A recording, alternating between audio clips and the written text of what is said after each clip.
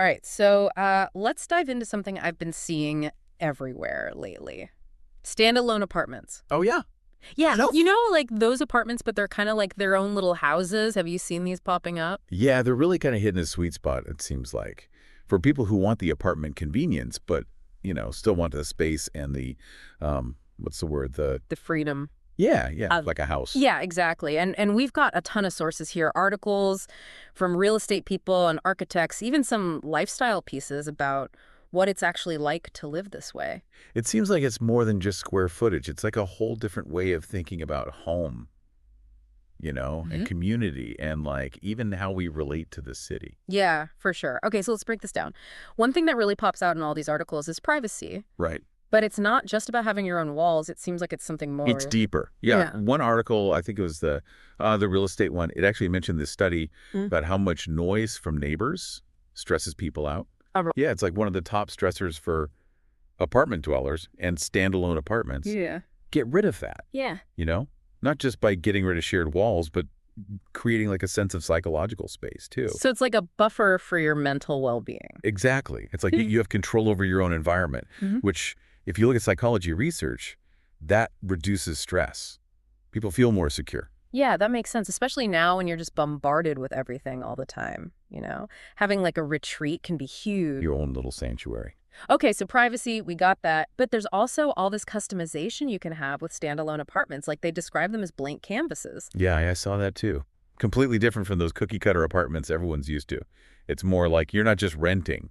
You're actually like, Creating the space. yeah, creating it. They had some wild examples like knocking down walls to make an open kitchen, building bookshelves, even like doing your own landscaping. It's all about personalization, Yeah. right? Hmm. It's everywhere these days. People want a place that reflects their needs and how they want things to look. Yeah, makes sense. I guess standalone apartments let you do that. You're not just picking a paint color, you're changing the whole layout. And that changes how you live in it, right? How you interact with your family or how you work if you're working from home. Big impact. Okay. This might not always be true, but a lot of the articles said standalone apartments can be cheaper than regular apartments. Yeah, the key is figuring out what's included in the price and what you're not paying for. Hmm. Since you don't have all those shared amenities like the gym no one uses or the pool that's always packed, Yeah. your monthly fees could be lower. That's a good point. It really makes you think what amenities you actually care about and use. Yeah, what's actually important to you? Right. Like choosing quality over quantity. Just the stuff that really makes your life better. Makes me think about community. Does that go away if you have a standalone apartment? Actually, a lot of the articles said the opposite. Smaller communities can mean stronger relationships with your neighbors. Yeah, I guess that makes sense. You actually get to know people, not just see them in the hallway. Yeah. Even look out for each other. Oh, there was this one quote I loved. Someone said it was a village in the city. Oh, that's nice. But I guess it depends on the specific place and the people there. Of course, like with any community. Yeah. But I think there's a lot of potential there, for connections that you don't get in those big anonymous buildings.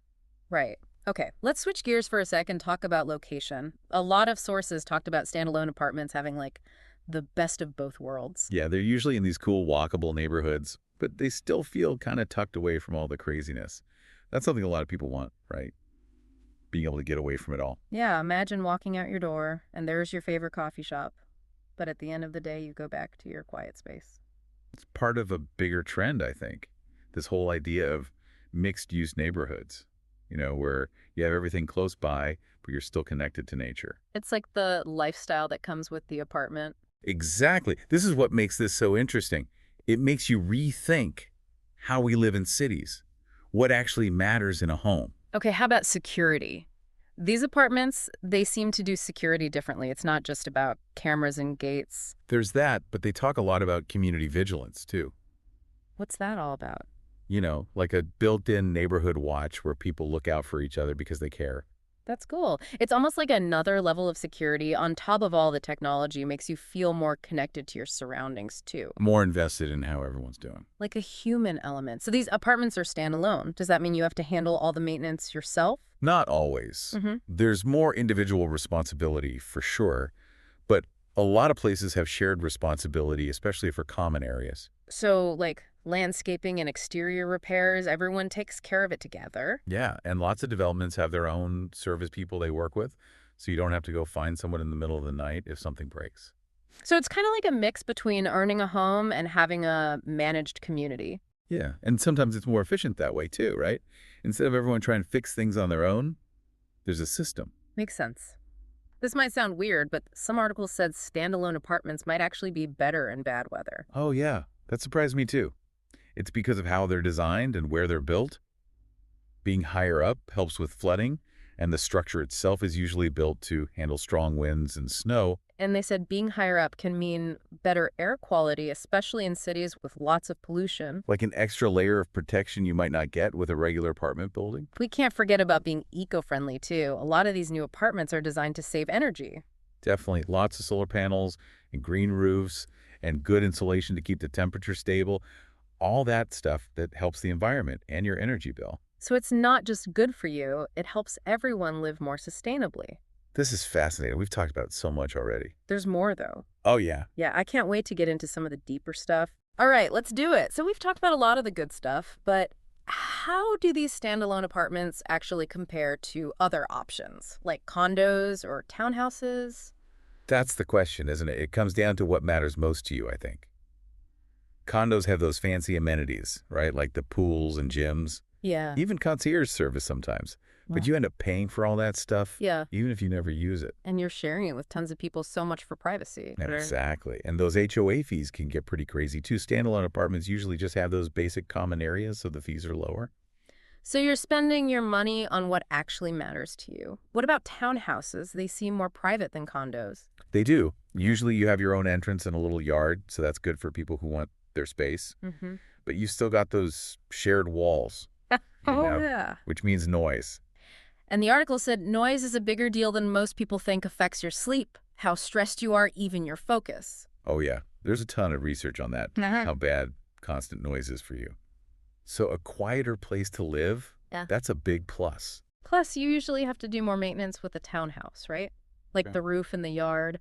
Standalone apartment, they often handle that stuff together. Yeah, less stress and less time wasted trying to fix things. So you get the control of owning a home, but without all the extra work.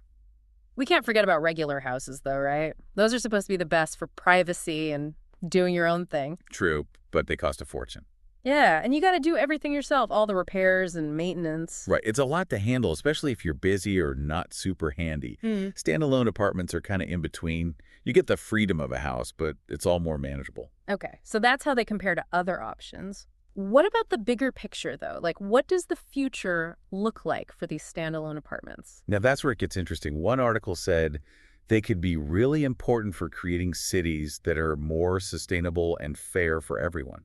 Well, they could help people who've been priced out of buying a traditional house, you know, especially if they're built to be more affordable.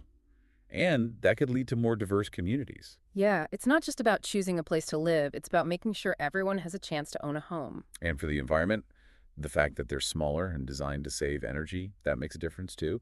Plus, when they're in walkable neighborhoods, people use their cars less, which means less traffic and pollution. It's like all these little choices adding up to a bigger change, but are there any downsides to standalone living? Stuff people should watch out for. Good question. Not all the articles talked about that directly.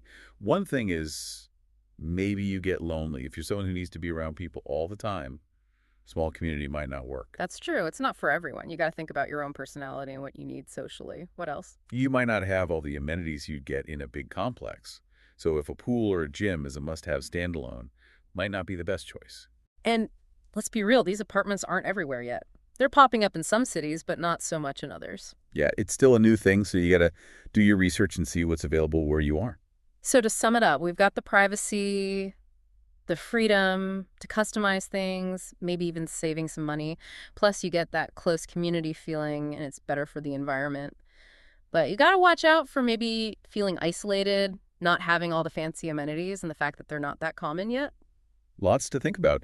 Hopefully this deep dive has helped people understand standalone living better and what questions to ask when they're looking for a place. Totally. You know, one of the articles talked about something really cool, like whole neighborhoods built around the idea of standalone apartments. Oh yeah, that caught my eye too.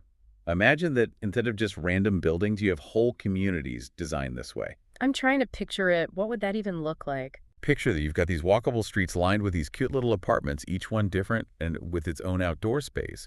But then mixed in are these shared green areas, community gardens, maybe even a place to work or a cafe. Like a little village, but in a modern city. So you have your own space, but you're still part of a community right outside your door. Exactly.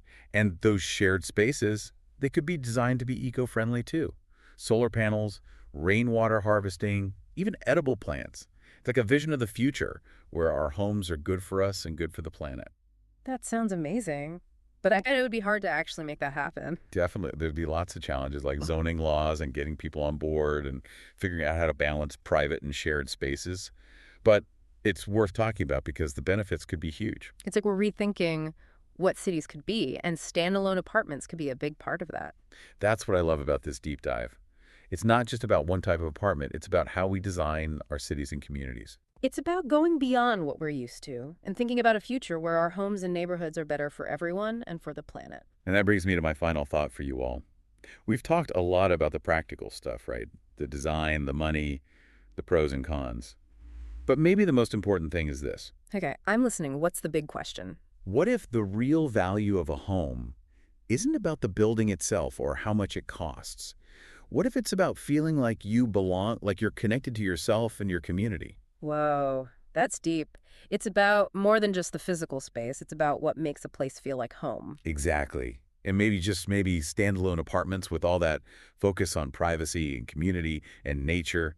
Maybe they're showing us a way to create homes that make us feel better and more connected. That's amazing food for thought. This has been such a cool deep dive. We've learned so much about standalone living, the practical stuff, the social stuff, the environmental stuff, even some philosophy. It's making me rethink what I want in a home. Me too. It's been great diving into this with you. You too. And I hope everyone listening is feeling inspired too, to think differently about where they live and what kind of community they want to be part of. That's what we're all about here. Thanks for joining us. That last question really got me thinking. We get so caught up in all the details about housing that we forget about what really matters, like feeling connected. Right. It's easy to get lost in the numbers like square footage or how many bedrooms or where it is. But in the end, a home should be a place where you feel good, safe, comfortable. So from all the research you've done, do you think these standalone apartments are part of a bigger change in how we think about cities? Oh, for sure. Yeah. One article called it a shift away from that bigger is better idea that's been around for so long. High density living, it's efficient, but it doesn't always work for people. Yeah. We need space and control over our environment and a connection to nature.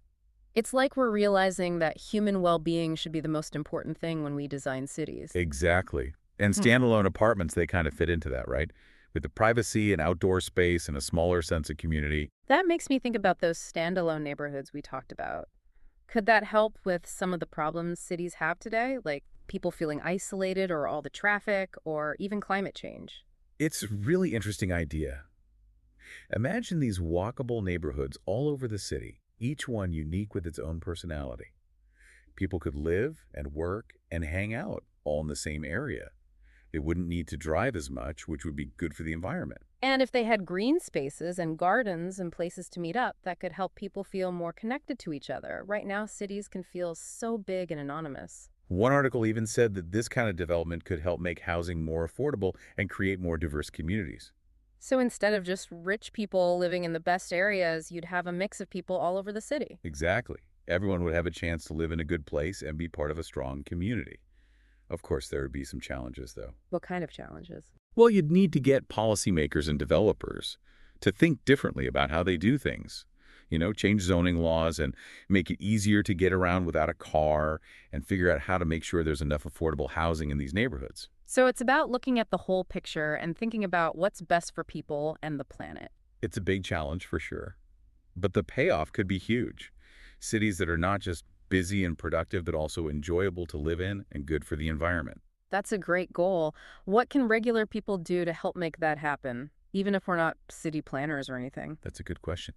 I think the first step is being aware of what you want in a home in a community.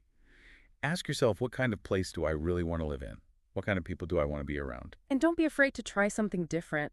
Look at all the options support companies that are trying to be eco-friendly and socially responsible. Get involved in local planning stuff. Even small things make a difference, like walking or biking instead of driving, shopping at local stores, getting to know your neighbors. Those things can help build a stronger community. It's all about realizing that we're all connected and the choices we make affect everyone else. Exactly. And the future of our cities, it's not set in stone. We all have a role in shaping it with the decisions we make. So, as we wrap up this deep dive on standalone apartments, I hope everyone listening feels inspired to think differently about housing, about community, about what our cities could be. Me too. It's all about asking questions and using our imaginations and taking action. That's how things really start to change. This has been a fantastic deep dive. We've uncovered so much about standalone apartments, the practical stuff, the benefits, the challenges, and the exciting vision for the future. It's been great diving into this with you. Same here. And to everyone listening, we hope this deep dive has sparked your curiosity and helped you see new possibilities for how we live, how we connect, and how we create the world we want to live in. Keep exploring, keep asking questions, and keep diving deep into the amazing world around us. See you next time. Yeah, see you there.